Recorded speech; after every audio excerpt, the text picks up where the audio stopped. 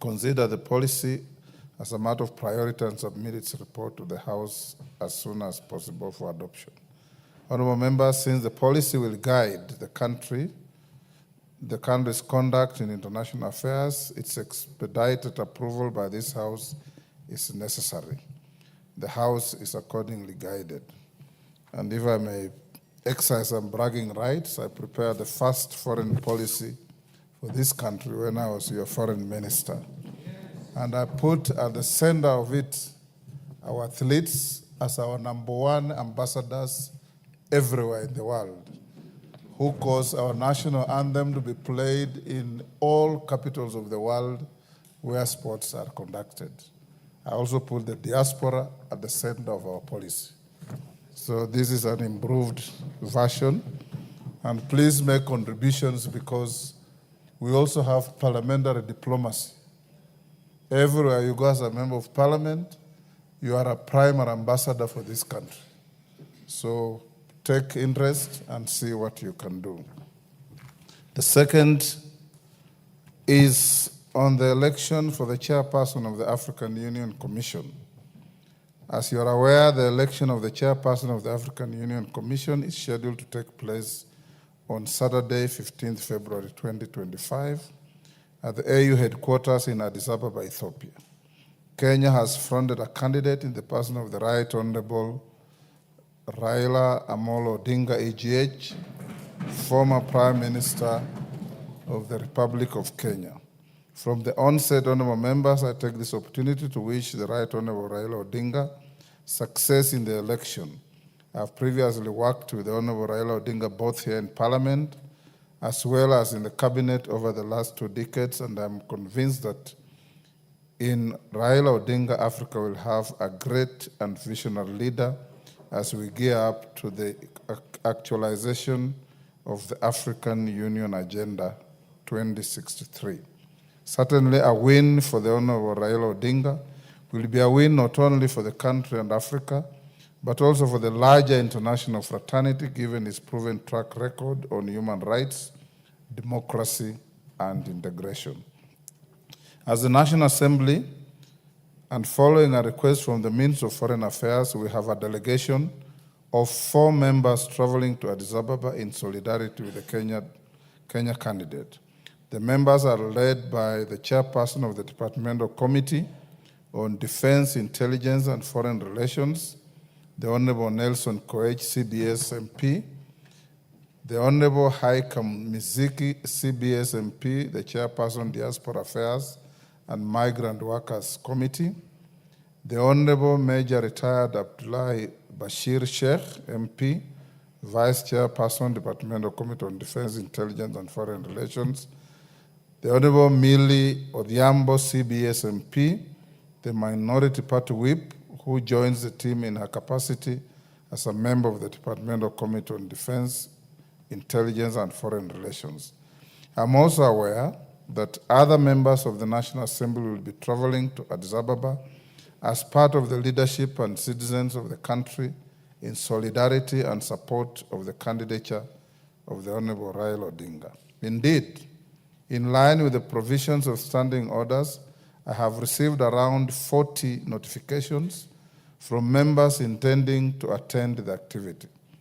For clarity, these members will be traveling in their private capacities as citizens and leaders, and therefore will be self-sponsored. We allowed them for that patriotic duty. It's important to note that it is not unusual for citizens of a country, including members of parliament, to sponsor themselves to such high-level international fora.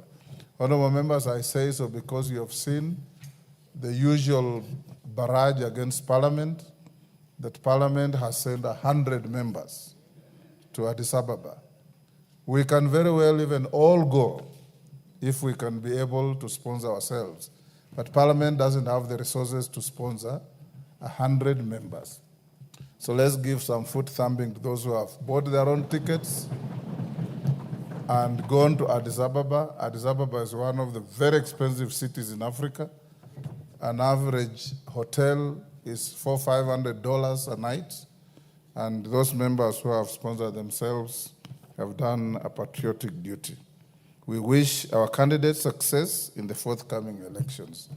And for the record, the Honorable Raila Odinga and I came to this parliament for the first time on the same day. The next is, pardon? Honorable members, the next is on the demise of Mzee Kingi Mwarua Mukweha, father to the Right Honorable Amazon Jeffa Kingi, EGHMP, Speaker of the Senate. Honorable members at the bar, take the nearest seats. Jared Okello, what is your idea of nearest?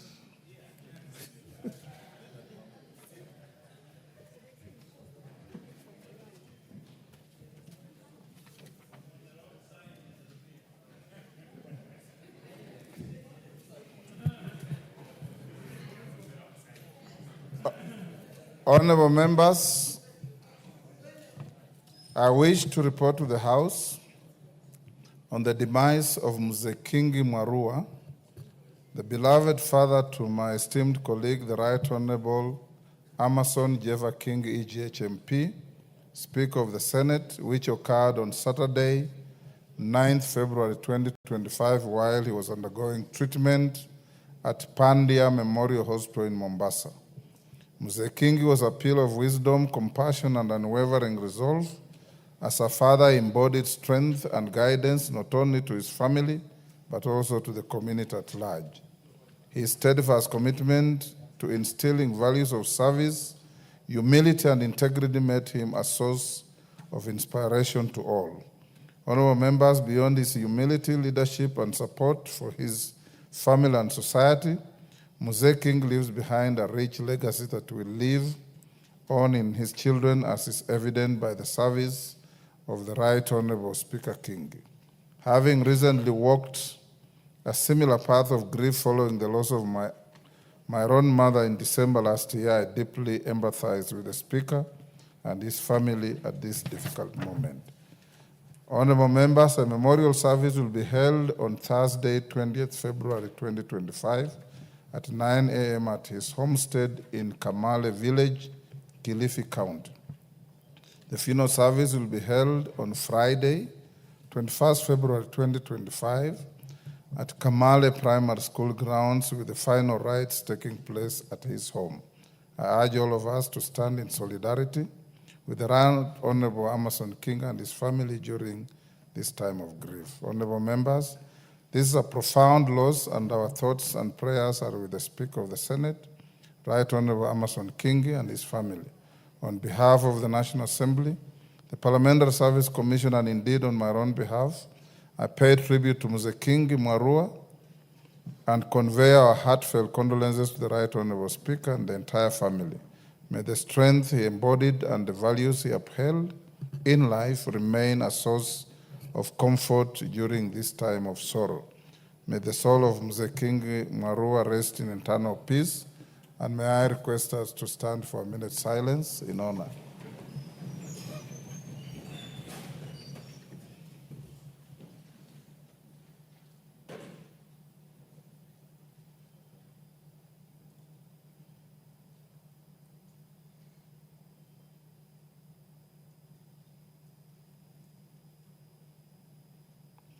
I thank you.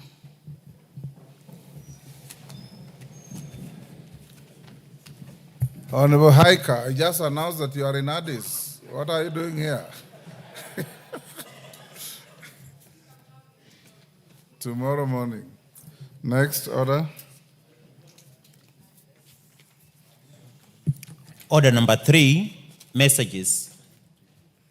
Order number 4, petitions. Order number 5, papers. Majority Leader.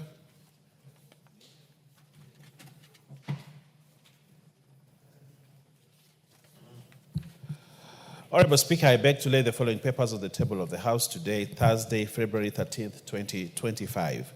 1, 2025 Budget Policy Statement. Honorable Speaker, I would like members to note that the budget statement now is late for 2025. Second, the 2025 medium-term debt management strategy. 3, report of the Auditor General on National Government Ministries, Department and Agencies for the financial year 2023-2024. 4, reports of the Auditor General on National Government Funds for the financial year 2023-2024.